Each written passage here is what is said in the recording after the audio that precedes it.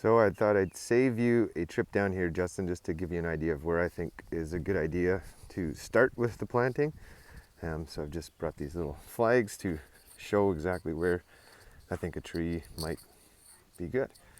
So I'll just do a quick walk around, and it's basically maybe just to start closer to the parking lot and then, over time work our way in with the planting. You'll notice I've tried to keep every flag somewhat far away from the path, just in terms of the future. If the root plate and the roots get really vigorous, and they might end up damaging the path, and obviously we don't want that.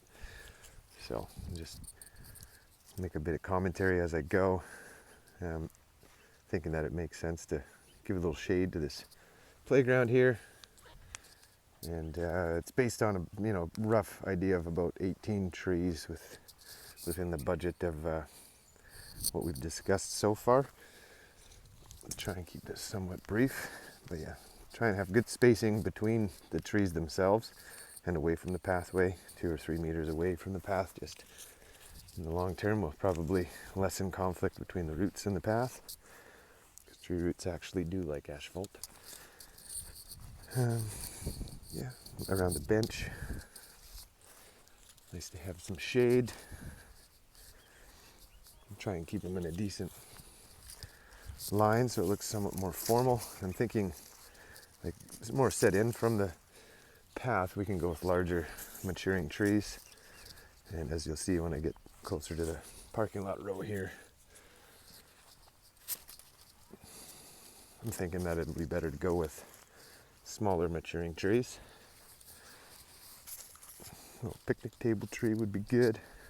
Try and keep it in line with the existing plantings, and then I'll obviously stick with the maple and ash theme we've got on the inside of the path. And it looks to me like can get away with, as long as the trees we select for in this area here are smaller maturing, we could probably put some showy ornamentals or something like that. Give it a little bit of a nice pop when you park.